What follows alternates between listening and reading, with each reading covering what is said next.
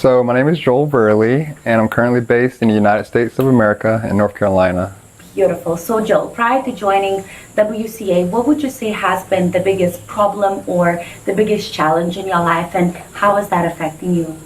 Well, the biggest challenge in my life before this was I felt like self-sabotaging behavior was something that was very common.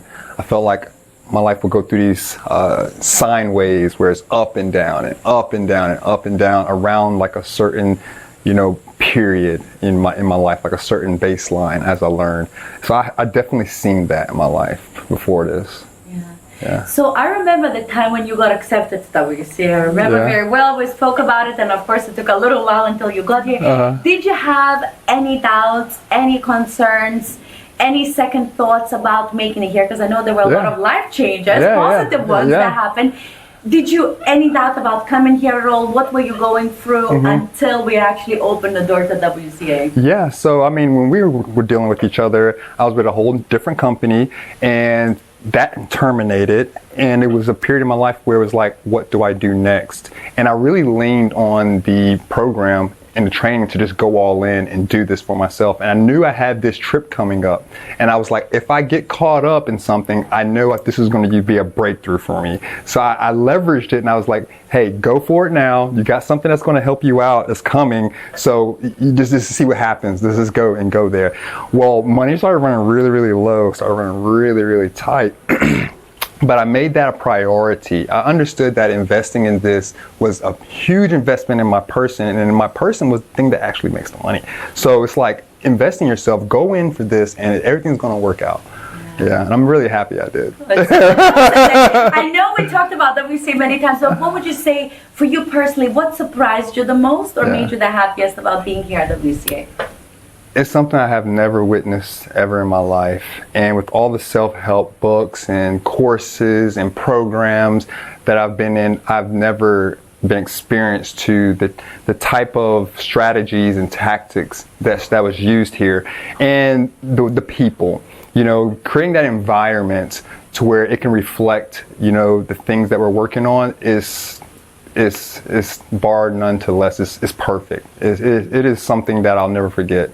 I'll never forget it. Yeah. So on that note then, I want to know more deeper things now. Okay. So we've seen you going through a lot. I know you personally, but here, like I told you yesterday, I saw like a totally different version of you showing up in so many different ways. But for you personally, what would you say has been the biggest breakthrough, shift, or aha moment that you have experienced here so far? So many of them. But for the one that's the closest to my mind right now is that for the longest time, procrastination I felt like was a problem.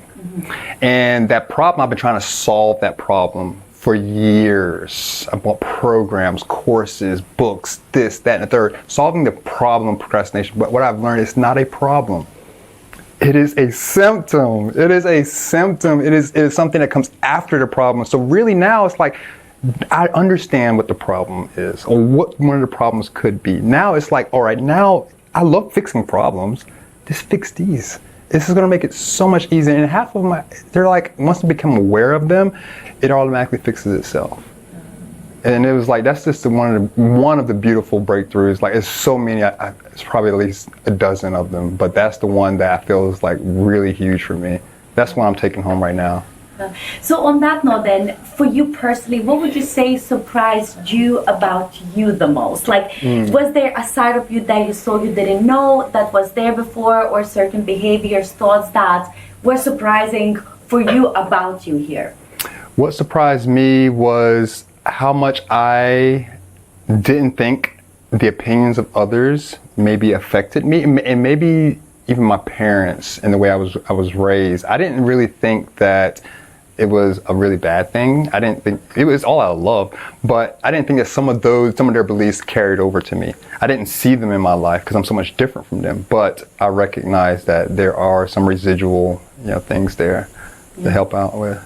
Yeah. So on that note then, for people who are listening to you and maybe they are thinking, oh my God, great for Joel, he's sitting here, he's confident, I could never be, where he is right now, could not travel all the way just to join it. What would you say to someone that they feel like they want to do this. Maybe they're also dealing with procrastination, other things as well, but they feel held back by maybe family members, maybe finances, whatever that would be. What would you say to somebody that wants to be here, but they are held back?